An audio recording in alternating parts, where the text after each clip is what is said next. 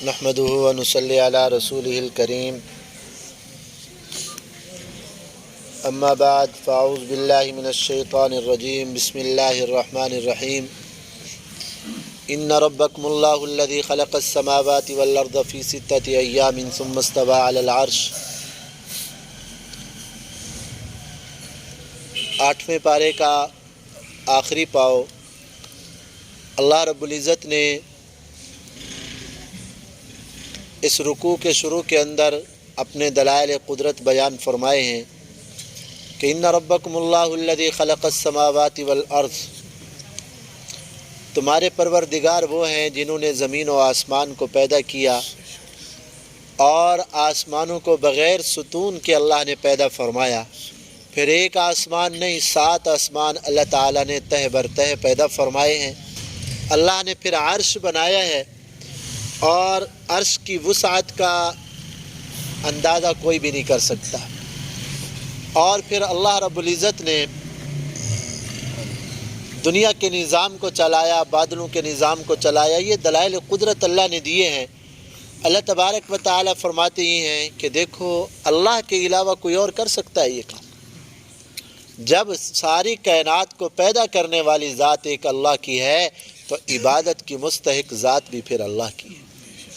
اور اس کے بعد پھر اللہ رب العزت نے تقریباً 6 انبیاء علیہ السلام کے تذکرے فرمائے ہیں، حضرت نوح علیہ السلام کا، اور حضرت ہود علیہ السلام اور ان کی قوم کا، اور حضرت صالح علیہ السلام ان کی قوم کا، حضرت لوط علیہ السلام ان کی قوم، حضرت شعیب علیہ السلام اور ان کی قوم کا ذکر فرمایا۔ اور 9واں پارہ بھی حضرت شعیب علیہ السلام کے ذکر سے شروع ہوتا ہے۔ جب حضرت شعیب علیہ السلام تشریف لائے نا تو قوم کے اندر ایک بیماری یہ بھی تھی کہ وہ ناپ تول میں کمی کرتے تھے۔ حضرت شعیب علیہ السلام نے ان سے کہا کہ بھائی یہ ناپ تول میں کمی نہ کرو، یہ گناہ ہے۔ اچھا کسی سے لیتے ہو تو پورا لیتے ہو، جب دینے کی باری آتی ہے تو پھر ڈنڈی مار جاتے ہو، حق العباد ضائع کر رہے ہو، بہت بڑا گناہ ہے، یہ نہ کرو۔ اوفوا الکیل ولا تبخسوا الناس اشیاءهم، اور گھٹا کر نہ دو، ولا تفسدوا فی الارض بعد اصلاحها، زمین کے اندر اللہ نے اصلاح کی ہے اس کے بعد تم فساد مت پھیلاؤ۔ تو جب دیکھا نا سرداروں نے کہ حضرت شعیب علیہ السلام اب ہماری مخالفت کر رہے ہیں، حالانکہ ان کی مخالفت تو نہیں کر رہے تھے بلکہ ان کو تو سیدھا راستہ بتلا رہے تھے، ان ظالموں نے خود ہی مخالف سمجھ لیا۔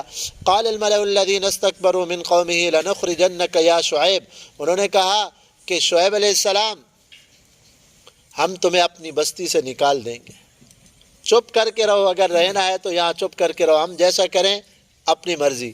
جیسے آج کل بھی مسلمان کہتا ہے نا جی دین تو بس نماز روزہ ہے، بس باقی دین ہے نہیں، باقی ہماری اپنی مرضی ہے۔ حالانکہ مسلمان ایک قدم بھی آزاد نہیں ہے، مسلمان ایک قدم بھی آزاد نہیں، اپنی مرضی نہیں چل سکتی۔ مرضی چلتی تو پھر کلمہ کیوں پڑھا؟ کلمہ کے اندر ہی اقرار یہ ہے کہ ہم اپنی مرضی کو ذبح کریں گے، اللہ کے حکم کے مطابق زندگی گزاریں گے۔ مسلمان کا دیکھنا، سننا، سمجھنا، معاملات، کاروبار، معیشت، معاشرت، کوئی مسلمان کی اپنی مرضی کے مطابق نہیں، اس نے رہنمائی لینی ہے امام الانبیاء حضرت محمد صلی اللہ علیہ وسلم سے۔ تو انہوں نے کہا شعیب علیہ السلام یہ لین دین ہے، معاملات ہے، ہمیں کرنے دو، ہم اپنی مرضی کریں گے۔ انہوں نے کہا نہیں، اللہ نے مجھے نبی بنا کر بھیجا، ایسا نہ کرو۔ انہوں نے کہا یا تو ہم اپنی بستی سے نکال دیں گے یا پھر تمہیں بھی معاذ اللہ او لتعودن فی ملتنا، تم بھی ہماری طرح ہو جاؤ کافر، معاذ اللہ۔ الذین کذبوا شعیبا، انہوں نے حضرت شعیب علیہ السلام کو جھٹلایا، بات نہیں مانی، اللہ تعالیٰ نے پھر عذاب بھیجا۔ جب ناپ تول میں کوئی قوم کمی کرتی ہے تو اللہ تبارک و تعالیٰ، حدیث پاک میں آتا ہے، بارشوں کے نظام کو روک دیتے۔ آج اللہ معاف فرمائے ہم پانی کی قلت کا شکار، بارشوں کی قلت کا شکار۔ آپ دیکھیں نا تو ہمارے ہاں لینے کے پارٹ اور ہیں، دینے کے اور ہوتے ہیں۔ ہاں کبھی ایسا بھی ہوتا ہے کہ دینے والا جھکتا ہوا دیتا ہے لیکن ایسی ڈنڈی مارتا ہے کہ پتہ ہی نہیں چلتا۔ میرے استاد جی فرماتے تھے، میں ایک مرتبہ جو ہے نا گوشت لینے گیا، گوشت لینے، تو کسائی نے مجھے اتنا گوشت نیچے کر کے دیا کہ وہ کانٹا گوشت والا نیچے پڑا ہوا ہے، پلڑا۔ میں حیران، میں نے کہا یہ بیچارہ جو ہے نا، حالانکہ وہ داڑھی والا تھا بیچارہ، محبت کرنے والا تھا، تو فرمایا کہ میرے دل میں خیال آیا اگر یہ بیچارہ اتنا ہی جھکا جھکا کے سب کو دے گا، اس کو کیا بچے گا؟ یہ تو نقصان اٹھائے گا۔ فرمایا میرے گھر میں ترازو رکھا ہوا تھا، میں ادھر سے لے کر آیا، اپنے ترازو میں جب اس کو تولا تو آدھا پاؤ کم تھا۔ احسان بھی کیا اور ڈنڈی مارنے کے عجیب طریقے۔ فرمایا آدھا پاؤ کم تھا، اس نے بٹھا کے دیا، اور جب وہ برابر دیتا ہوگا تو کتنا ڈنڈی مارتا ہوگا۔ یہ اللہ معاف فرمائے آج ہم مسلمانوں کے یہ ہمارے جو ہے نا مزاج ہے، اور ہمارا بس ہم اندھے ہو چکے ہیں۔ پیسہ آنا چاہیے، مال زیادہ ہونا چاہیے، جیسے کیسے بھی ہو۔ تو یہ اللہ کے عذاب کو دعوت دینے والی بات ہے۔ اور اللہ نے پھر عذاب بھیجا، ہوا کو روک دیا، بارش کو روک دیا۔ حضرت شعیب علیہ السلام نے کی قوم نے نا جب یہ ڈنڈی ماری نا ناپ تول میں، تو اللہ تعالیٰ نے بارشوں کو روک دیا۔ گرمی اتنا پڑی کہ نہ گھر میں سکون آئے نہ باہر سکون آئے، مرتے تھے۔ اور پھر یہ کیا کہ اللہ تبارک و تعالیٰ نے بادل بھیج دیا نا، اور جب انہوں نے دیکھا نا کئی دن گرمی کے بعد بادل نظر آیا، انہوں نے کہا او شکر ہے آج بادل آ گیا، آج ہوا چلے گی، بارش آئے گی۔ تو انہوں نے کیا کیا، وہ بادل کے نیچے نا، بادل ایک جگہ میں تھا، اس کے نیچے ٹھنڈی ٹھنڈی ہوا چل رہی ہے، تو سارے بھاگے اس کے، یہ ادھر ہوا ہے، ادھر تو گھر میں گرمی ہے، مرتے ہیں۔ جب وہ سارے کے سارے بادل کے سائے کے نیچے آ گئے نا، ٹھنڈی ہوا کے نیچے، تو بادل نہیں تھا بلکہ اللہ کا عذاب تھا، وہاں سے آگ برسی اور اللہ کا عذاب آیا، سارے کے سارے صفحے ہستی سے مٹ گئے۔ تو اس طرح پھر اللہ رب العزت جو ہے نا عذاب نازل کرتے ہیں۔ اچھا، یہ قوموں کے جو ہم یہ قرآن کے اندر واقعات پڑھ رہے ہیں نا، اب ہم مسلمانوں کا ایک ذہن بن چکا ہے، بھئی آئے گی آخرت پھر دیکھا جائے گا۔ ہم یہ کہتے ہیں بھئی عذاب آخرت میں آئے گا، پہلے کچھ بھی نہیں ہے، پہلے مرضی ہے۔ حالانکہ یہ ہمارا ذہن غلط ہے۔ اب قوموں کے اوپر جو عذاب آئے ہیں، کیا آخرت آ گئی ہے؟ ان کو دنیا کے اندر جو عذاب آئے ہیں، گناہوں کی سزا اللہ دنیا میں بھی دیتے ہیں۔ ہاں، یہ اور بات ہے کہ گناہوں کی سزا پوری کی پوری آخرت میں ہوگی۔ دنیا کے اندر بھی ظالم تباہ ہوتے ہیں، گناہگار تباہ ہوتے ہیں۔ اس کے بعد پھر اللہ رب العزت نے حضرت موسیٰ علیہ السلام کا واقعہ بڑی تفصیل سے بیان فرمایا۔ تقریباً آدھے پارے کے اندر حضرت موسیٰ علیہ السلام کے واقعے کو بیان فرمایا۔ بنی اسرائیل مصر کے اندر آئے تھے حضرت یوسف علیہ السلام کے زمانے میں، اور پھر مصر کے اندر حالات کے بدلنے سے، وقت کے بدلنے سے، بادشاہوں کے بدلنے سے فرعون کا اقتدار آیا۔ فرعون نے اپنے اقتدار کو عروج دینے کے لیے کہ میرا اقتدار ختم نہ ہو، نجومیوں نے بتایا تیری ملک کے اندر جو ہے نا ایک بچہ ہوگا جو تیری بادشاہت کے ختم ہونے کا سبب بنے گا۔ تو اللہ معاف فرمائے، دنیا کا نشہ ہی ایسا ہے کہ آدمی کہتا ہے بس دوسرے کا پیٹ اگر چاک کرنا پڑے تو چاک ہو جائے، میری بادشاہت بچ جائے۔ تو فرعون نے کہا اچھا وہ بچہ میری بادشاہت کے ختم ہونے کا سبب بنے گا، نہ اس بچے کو ہم پیدا ہونے دیں گے نہ میری بادشاہت جائے گی۔ کہا کہ جو بھی بچے پیدا ہوں سب کو قتل کرو۔ عجیب بات ہے، ہاں ایک بچہ سبب بننا تھا، اس نے کئی بچوں کو قتل کرایا۔ اب بنی اسرائیل کے جو بھی بچے پیدا ہو رہے ہیں، بیٹے پیدا ہو رہے ہیں، فرعون کے فوجی پہنچ جاتے ہیں، ماؤں کے سامنے ان کو قتل کر دیں۔ بیٹیاں پیدا ہوتی ہیں تو چھوڑ دیتے، کتنا بڑا ظلم ہے۔ اللہ تعالیٰ نے فرمایا فی ذالکم بلاء من ربکم عظیم، اللہ نے اس مصیبت کو عظیم فرمایا کہ بڑی عجیب مصیبت۔ ہمارے بیٹوں کو کانٹا لگ جائے تو برداشت نہیں ہوتا، ہمارے بیٹے کو کسی نے تھپڑ مار دیا تو برداشت نہیں ہوتا۔ ان ماؤں کے ساتھ کیا ہوگا جن کے سامنے ان کے ہاتھ دودھ پیتے بچے ان کی چھاتیوں سے چھین کر نیزوں کے اوپر چڑھا دیے گئے، ذبح کر دیے گئے، یذبحون، ذبح کرتے تھے۔ اللہ معاف فرمائے، ایک نہیں، دو نہیں، تین چار بچے نہیں۔ بعض اسرائیلی روایات میں آتا ہے، حدیث کی بات نہیں، اسرائیلی روایت سچی جھوٹی ہو سکتی ہیں، 70,000 بچے اس طرح قتل کیے گئے۔ لیکن میرے اللہ نے جو فیصلہ کرنا ہے کون روک سکتا ہے؟ حضرت موسیٰ علیہ السلام پیدا بھی ہوئے اور اسی فرعون کے گھر میں اللہ نے پالا بھی ہے، اور خرچہ بھی فرعون دیا کرتا تھا۔ جب حضرت موسیٰ علیہ السلام بڑے ہو گئے، اللہ نے نبی بنا کر بھیجا فرعون کے پاس، اور فرعون کو دعوت دی۔ فرعون مقابلے کے لیے آیا، جادوگر لے کر آیا۔ اللہ نے حضرت موسیٰ علیہ السلام کو جہاں اور معجزات دیے تھے، 2 بڑے عظیم معجزات تھے۔ ایک تھا ید بیضاء، روشن ہاتھ۔ حضرت موسیٰ علیہ السلام ایسے بغل کے نیچے ہاتھ رکھتے تھے، پھر ایسے نکالتے تھے تو جیسے چاند چمکتا ہے ایسے ہاتھ چمکتا تھا، اور اپنا عصا لاٹھی زمین پہ ڈال دیتے تو سانپ بن جاتا۔ یہ عظیم معجزہ، یہ ایسے معجزے تھے کہ عقل کا اندھا بھی اگر ضد نہ کرے وہ اس کو بھی سمجھ آ جاتی تھی کہ یہ معجزہ ہے۔ لیکن اللہ معاف فرمائے، جس نے اللہ کو ناراض کیا ہو، اللہ نے اس کے دل پہ مہر لگا دی ہو، تو پیغمبر کا معجزہ بھی سمجھ نہیں آتا۔ آج کل کے علماء کی بات کیا سمجھ آئے گی؟ پیغمبر کا معجزہ دیکھ کر بھی ایمان نہیں لائے، ظالم مقابلے کے اوپر آئے۔ اللہ تبارک و تعالیٰ نے ان جادوگروں کو ہدایت دی، وہ مسلمان ہو گئے، اور اس کے بعد فرعون کے اوپر پھر اللہ نے مختلف قسم کے عذاب بھیجے۔ پہلے فارسلنا علیہم الطوفان، اللہ نے طوفان بارشوں کا عذاب بھیجا۔ بنی اسرائیل کے کھیت قریب قریب تھے، ان کے اوپر کوئی عذاب نہیں، اور جو ہے نا فرعون والوں کے گھروں اور کھیت تباہ ہو گئے طوفان کی وجہ سے۔ اور جب دیکھا تو موسیٰ علیہ السلام کے پاس آتے، دعا کرو اللہ یہ عذاب ہٹا دیں، ہم مسلمان ہو جائیں گے، ذرا صبر کرے۔ حضرت موسیٰ علیہ السلام کی دعا سے عذاب ٹل جاتا، پھر کہتے اچھا یہ جادو تھا تمہارا۔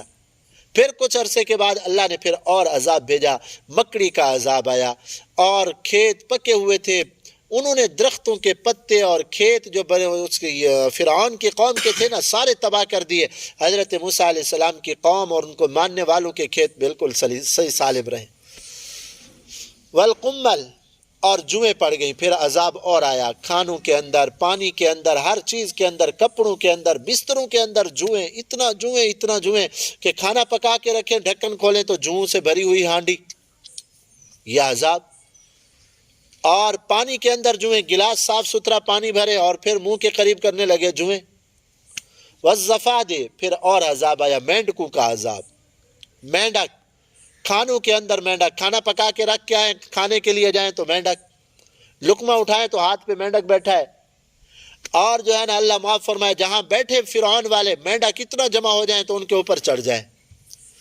اللہ نے یہ عذاب بھیجا۔ پھر موسیٰ علیہ السلام کے پاس ہے، مہربانی دعا کرے، اور پھر اللہ نے خون کا عذاب بھیجا، والدم، اللہ نے خون کا عذاب، کھانا خون بن گیا، پانی خون بن گیا، کچھ بھی نہیں۔ ہر مرتبہ کہتے آپ جو ہے نا اللہ سے دعا کرے عذاب ٹل جائے ہم مومن ہو جائیں گے، لیکن مومن نہیں ہوتے۔ بالآخر فرعون خود بھی تباہ ہوا اور دوسروں کو بھی تباہ کیا، اس کے ماننے والے بھی تباہ ہوئے۔ یہ اللہ نے قرآن کے اندر ہمارے لیے تنبیہ فرمائی ہے کہ بھائی نافرمانوں کے پیچھے چلو گے نا کیا ہوگا پھر؟ صنم ہم بھی ڈوبے تمہیں بھی لے ڈوبیں گے، وہ تو خود تباہ ہوں گے تمہیں بھی تباہی کے راستے کی طرف لے جائیں گے۔ آج ایک منٹ کے لیے ذرا ہم اپنا تجزیہ کریں، ہم کن کو اپنا بڑا بنایا ہوا ہے، کن کے پیچھے چل رہے ہیں، ہمارے لیڈر کون ہیں، ہمارے قوم کے بڑے کون ہیں، اور ہم کن کی سپورٹ کر رہے ہوتے ہیں، کن کو آگے لانے کی کوشش کر رہے ہوتے ہیں۔ بھائی اگر غلط لوگ ہیں، نافرمان لوگ ہیں، بے دین لوگ ہیں، اللہ کو ناراض کرنے والے ہیں، تو ان کی آخرت تو تباہ ہے، وہ اپنی دنیا بنانے کے لیے تمہاری آخرت بھی تباہ کریں گے، بنے گی پھر بھی نہیں، دنیا تو ویسے ہی ہاتھ سے جائے گی۔ تو ہم اپنا تجزیہ کریں کہ فرعون کے پیچھے جو چلے تھے نا، فرعون خود بھی تباہ ہوا۔ یقدم قومہ، اللہ نے دوسری جگہ پہ فرمایا کل قیامت کا دن جب آئے گا نا، فرعون جس طرح آگے آگے جہنم کے اندر ہوگا، اس کے پیچھے پیچھے ماننے والے بھی اس طرح اس کے پیچھے جائیں۔ اللہ ہم سب کی حفاظت فرمائے۔ آج ہم مسلمان بہت بڑی ایک گمراہی کے اندر بلکہ غلط فہمی کے اندر مبتلا ہیں۔ ہم نے چھوٹی چھوٹی جماعتیں، چھوٹے چھوٹے لیڈریاں بنائی ہوئی ہیں، اور یہ نہیں دیکھتے کہ یہ اللہ کے فرما بردار ہیں یا نافرمان ہیں۔ اور پھر اس کے بعد اللہ رب العزت نے بنی اسرائیل کو جب نجات دی نا، تو اللہ معاف فرمائے بنی اسرائیل وہ قوم ہے اللہ کے بڑے احسانات ان کے اوپر ہوئے، لیکن ہر مرتبہ اللہ کے حکم کی نافرمانی ناشکری کی۔ فرعون کو آنکھوں کے سامنے اللہ نے غرق کیا۔ جب فرعون سے نجات پا کر گئے نا تو دیکھا ایک قوم جو ہے گائے کی عبادت کر رہی تھی، تو حضرت موسیٰ علیہ السلام سے کہنے لگے اجعل لنا الہا کما لہم آلہہ، موسیٰ علیہ السلام ہمارے لیے بھی کوئی ایسا خدا بنا دیجئے گائے شائے جیسے ان کا خدا ہے۔ حضرت موسیٰ علیہ السلام نے فرمایا تمہیں شرم نہیں آتی؟ ابھی اللہ رب العزت کے کتنا بڑے احسان، تمہارے دشمن کو تمہارے سامنے اللہ نے ہلاک کیا، گائے بھی کوئی خدا بن سکتا ہے بھلا؟ اللہ معاف فرمائے۔ اور اس کے بعد پھر انہوں نے کہا کہ جی چلو ہم اس کو خدا نہیں مانتے، ہمارے لیے کوئی آسمانی کتاب ہونی چاہیے جس کے مطابق ہم زندگی گزاریں۔ اللہ تعالیٰ نے حضرت موسیٰ علیہ السلام سے فرمایا آ جاؤ کوہ طور کے اوپر، 40 دن روزے بھی رکھو، اعتکاف بھی کرو، پھر آسمانی کتاب دوں گا۔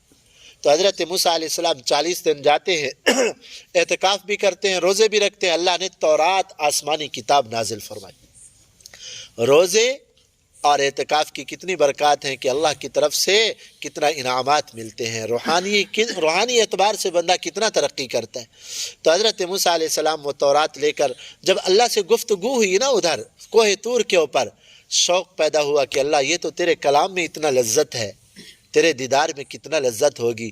ارنی انظر الیک، اللہ مجھے اپنا دیدار تو کرا دے، اللہ مجھے اپنا دیدار کرا دے۔ اللہ تعالیٰ نے فرمایا قال لن ترانی، میرے کلیم مجھے تم نہیں دیکھ سکو گے۔ یہ دنیا وہ پیمانہ ہی نہیں کہ اللہ کے انوارات کو برداشت کر سکے۔ سنارا ہے نا، سنارے کے پاس ترازو ہوتا ہے نا، دیکھا ہے چھوٹا سا ترازو ہوتا ہے، اگر اس کے اندر ہم گندم کا ایک من رکھ دیں تو وہ ترازو ہی ٹوٹ جائے گا، وہ پیمانہ ہی نہیں گندم کو تولنے والا۔ تو دنیا کے اندر ہی، دنیا کتنا بڑی وسیع ہے، لیکن اس کے اندر اتنی وسعت اور اتنی طاقت نہیں کہ اللہ کے انوارات کو برداشت کر سکے۔ حضرت موسیٰ علیہ السلام اللہ کے کلیم ہیں، انہوں نے عرض کیا اللہ کچھ نہ کچھ تو زیارت ہو ہی جائے۔ اللہ تعالیٰ نے فرمایا اچھا میں اپنے انوارات میں سے ایک چھوٹی سی تجلی پہاڑ کے اوپر ڈالتا ہوں، اگر پہاڑ نے برداشت کر لیا تو شاید تم بھی برداشت کر سکو۔ اللہ تبارک و تعالیٰ نے اپنے انوارات میں سے ایک چھوٹی سی تجلی، جس کو ہم کہتے ہیں نا چھوٹی سی لائٹ، چھوٹی سی تجلی پہاڑ کے اوپر اللہ نے بھیجی، اور پہاڑ فجعلہ دکا، پہاڑ برداشت نہ کر سکا، بالکل ریت بن گیا، ریزہ ریزہ۔ حضرت موسیٰ علیہ السلام ایسے کھڑے ہیں نا، پہاڑ کو دیکھ رہے ہیں، اب اتنا بڑا مضبوط پہاڑ ایک دم ریت بن جائے تو دل کے اوپر کتنا خوف اور ہیبت طاری ہوتی ہے۔ حضرت موسیٰ علیہ السلام نے یہ دیکھا، موسیٰ علیہ السلام بے ہوش ہو کے گر پڑے۔ کچھ وقت کے بعد ہوش آیا، کہنے لگے تبت الیک وانا اول المؤمنین، اے اللہ میں تیری طرف رجوع کر رہا ہوں، اے اللہ میں نے تیری بات کو یقین کر لیا، سب سے پہلے یقین کرنے والا میں ہوں، میں نے دیکھ لیا کہ تیرے انوارات کو جو ہے نا دنیا برداشت نہیں کر سکتی۔ اللہ نے جب اپنے محبوب صلی اللہ علیہ وسلم کو زیارت کرانے کے لیے جو ہے نا ارادہ فرمایا تو اللہ آسمانوں کے اوپر لے گئے، عرش کے اوپر آپ صلی اللہ علیہ وسلم کو بلا کر اللہ نے اپنی زیارت نصیب فرمائی، اور جنت کے اندر تمام جنتیوں کو اللہ اپنی زیارت نصیب فرمائیں گے۔ جنت کا تو جہان ہی بہت بڑا ہے نا۔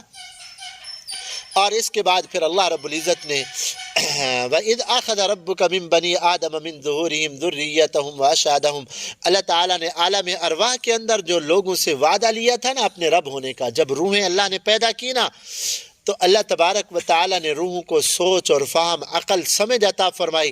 اللہ نے سب سے کہا الست بربکم، میں نے تمہیں پیدا کیا ہے، میں نے تمہیں شکل و صورت دی ہے، کیا میں تمہارا رب نہیں ہوں؟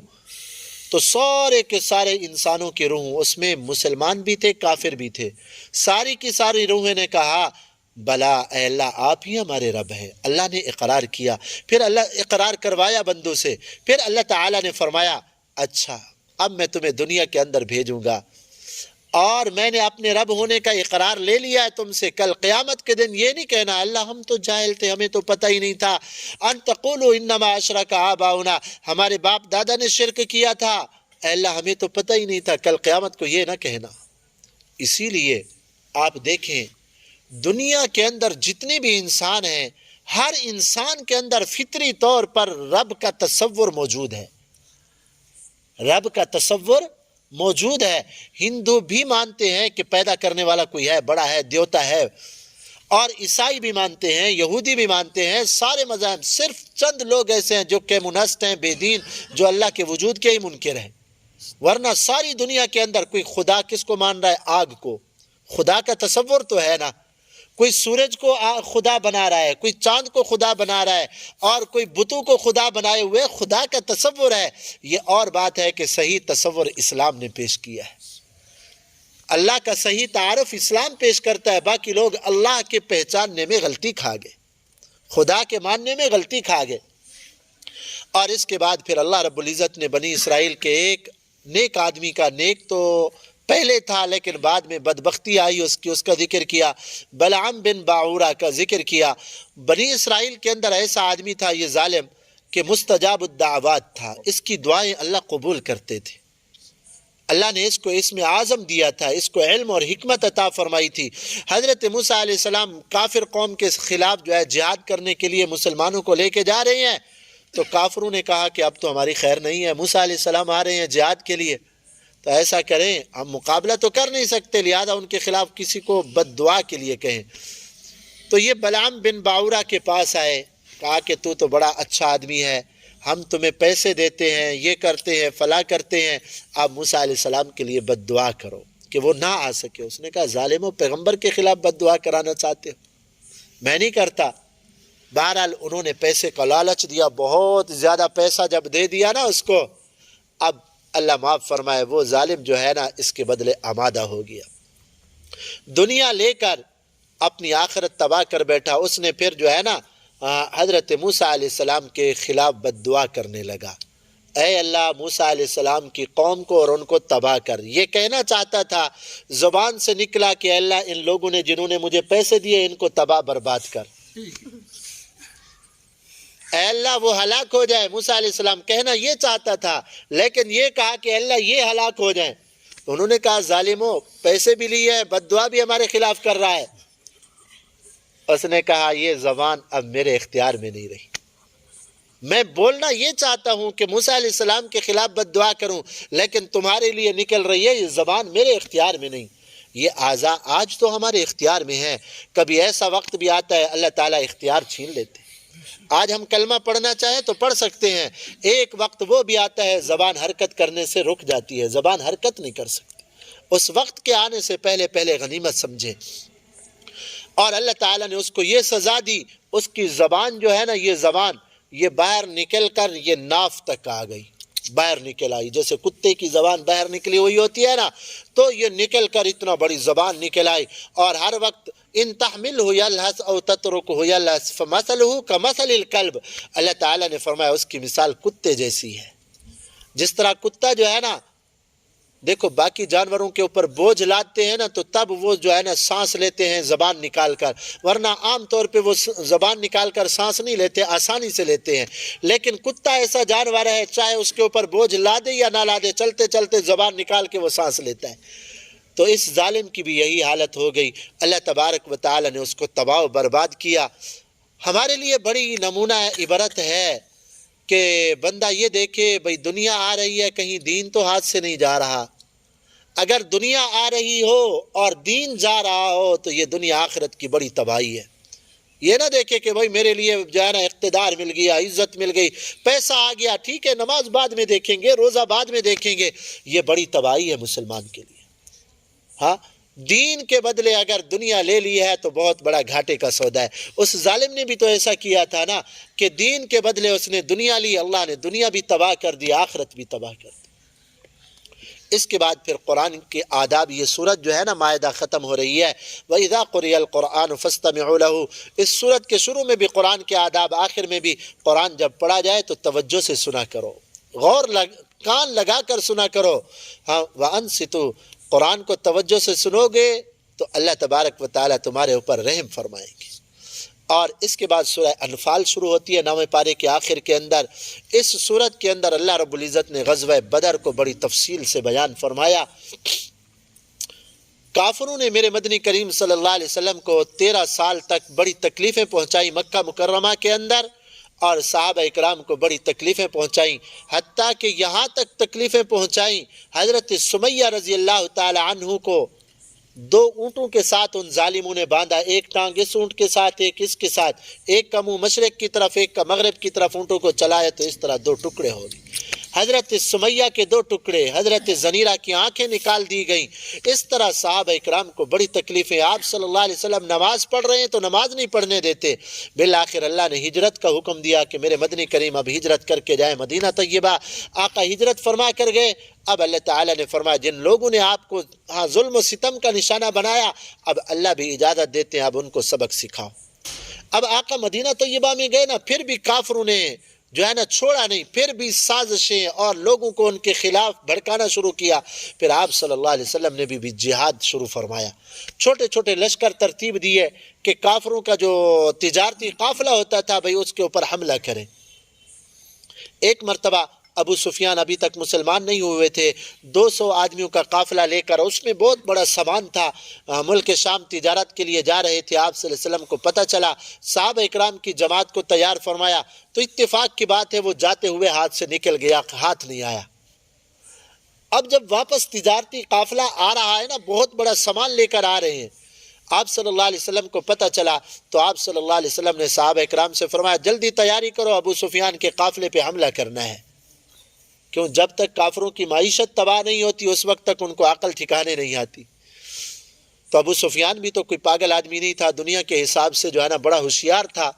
اس کو پتہ تھا کہ میرے جاتے ہوئے مسلمانوں نے حملہ کیا، آپ بھی میرے انتظار میں ہوں گے۔ اس نے راستہ بدلا اور بڑے جاسوس کئی میلوں تک چھوڑے کہ بھی دیکھو آپ صلی اللہ علیہ وسلم میرے مقابلے میں نکلے یا نہیں نکلے۔ ان کافر کے جاسوسوں نے جو ہے نا بتایا کہ آپ صلی اللہ علیہ وسلم مقابلے کے لیے نکل چکے ہیں۔ تو ابو سفیان عام رستہ چھوڑ کر دریا کا کنارہ لمبا رستہ اختیار کیا۔ اب آپ صلی اللہ علیہ وسلم جب مدینہ طیبہ سے نکلے نا تو اللہ تبارک و تعالی نے فرمایا کہ میں تمہیں فتح دوں گا۔ اب جب ابو سفیان نے خطرہ محسوس کیا تو جلدی ایک آدمی کو دوڑایا مکہ مکرمہ کہ بھائی میرا قافلہ جو ہے نا خطرے کے اندر ہے، مسلمان حملے کے لیے نکلے ہیں، لہذا اپنے قافلے کی حفاظت کے لیے لشکر بھیجو۔ تو ابو جہل نے جلدی لشکر تیار کیا، 1000 کا لشکر لڑنے والے۔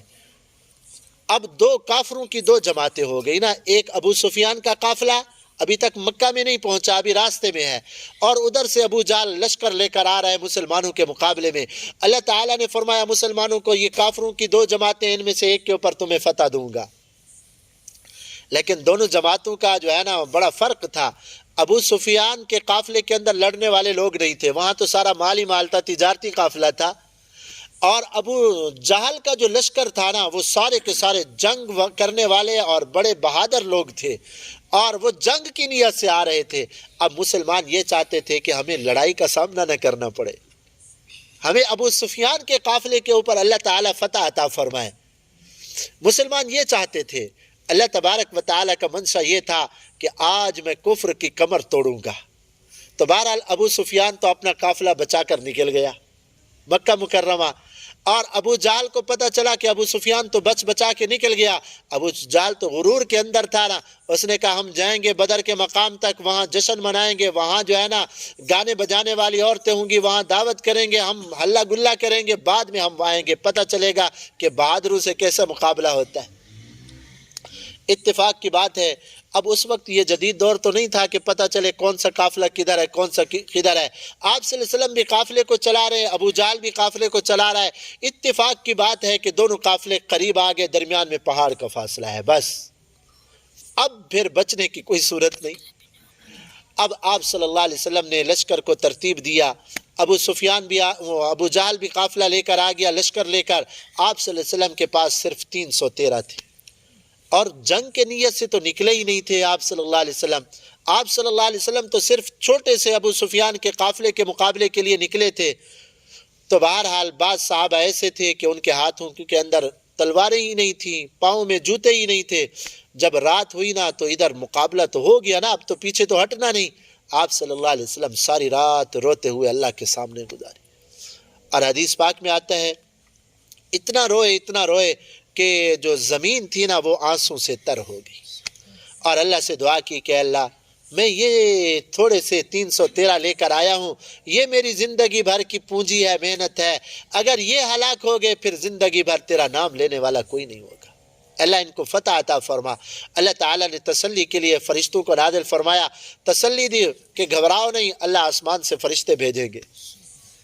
اب جب صبح ہوئی نا ابو جہل بڑے غرور کے اندر میدان میں اترا، آپ صلی اللہ علیہ وسلم نے بھی صحابہ اکرام کو میدان میں پھیلا دیا، اللہ تبارک و تعالی نے فرشتوں کو بھیجا۔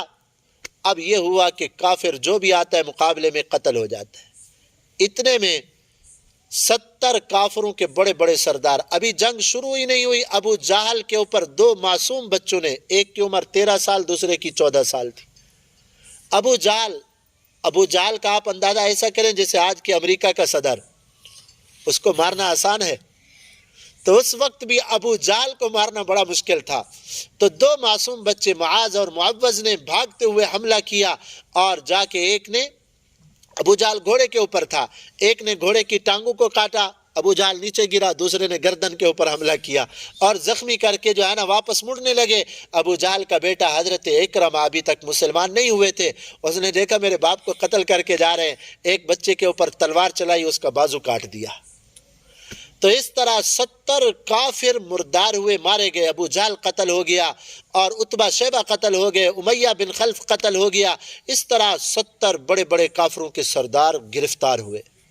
اللہ نے واضح فتح عطا فرمائی مسلمانوں کو، حق اور باطل کو اللہ تبارک و تعالی نے واضح طور پہ کر دیا۔ اور پھر اللہ رب العزت نے مسلمانوں کو اپنا احسان بھی یاد دلا، فلم تقتلوہم ولکن اللہ قتلہم۔ مسلمانوں یہ جو تمہیں جنگ بدر کے اندر فتح ملی ہے نا، 313 ادھر 1000، ادھر ان کے پاس جو ہے نا 200 گھوڑے، تمہارے پاس تو 2 گھوڑے مشکل سے تھے، اور تمہارے پاس تو تلواریں ہی نہیں تھی، تم نے قتل نہیں کیا، ولیکن اللہ قتلہم، اللہ نے ان کو قتل کیا۔ حضرت آپ صلی اللہ علیہ وسلم کے چچا حضرت عباس بھی کافروں کے ساتھ تھے نا۔ حضرت عباس بڑے طاقتور انسان تھے، ان کو گرفتار کیا حضرت ابن مسعود رضی اللہ تعالی۔ حضرت ابن مسعود ایسے کمزور آدمی تھے جیسے بچے کی کلائیاں ہوتی ہیں نا، ان کی ٹانگیں اتنا کمزور سی تھی، اور وہ گرفتار کر کے حضرت عباس کو ہاتھ پیچھے بندھوا کے لے کے آ رہے ہیں، یا رسول اللہ میں نے ان کو گرفتار کیا۔ حضرت عباس نے عرض کیا کہ محبوب انہوں نے گرفتار نہیں کیا، ایک بہت بڑا آدمی تھا جس نے مجھے قابو کر کے باندھ کے اس کو دے دیا، لے جا۔ حضرت جبرائیل علیہ السلام تھے، اور بھی ملائکہ نازل ہوئے۔ یہ ایک ہی غزوہ ہے جس کے اندر فرشتوں نے آ کر جنگ کی ہے باقاعدہ۔ صحابہ فرماتے ہمیں پتہ چل جاتا تھا کہ کس کافر کو فرشتوں نے قتل کیا، کس کو انسانوں نے، مسلمانوں نے قتل کیا۔ وہ کیسے؟ وہ فرماتے جس کو جو ہے نا فرشتے قتل کرتے نا، تو فرشتے تو اپنے ہتھیار لائیں گے نا جہنم سے، اور جہنم کے اندر تو آگ ہے، تو جس جگہ پہ کافر کا عضو کٹا ہوا ہوتا تھا وہ جلا ہوا ہوتا تھا، وہ جلا ہوا تھا، داغ کے نشان ہوتے، پتہ چلتا تھا کہ اس کی کافر کی گردن فرشتوں نے اڑائی ہے، اس لیے اس کی گردن جلی ہوئی ہے، اور جس کی گردن کوئی مسلمان کاٹتا تو وہ ویسے پڑی ہوئی ہوتی تھی۔ تو بہرحال اللہ تبارک و تعالیٰ نے اس غزوے کا ذکر فرمایا، آمنوا استجیبوا، پھر اللہ نے فرمایا ایمان والو جب اللہ کے محبوب بلائیں تو فوراً جایا کرو، دیر نہ کیا کرو، اللہ کے محبوب کے بلاوے کے اوپر دیر نہ کیا کرو۔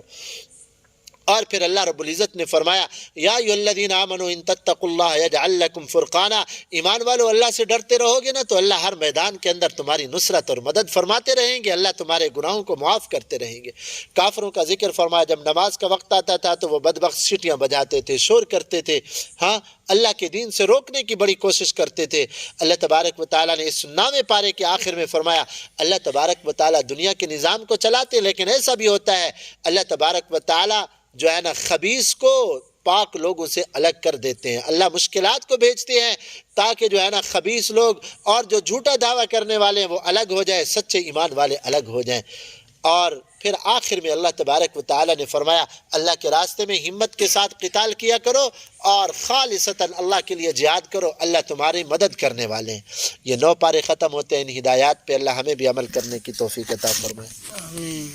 الحمدللہ رب العالمین۔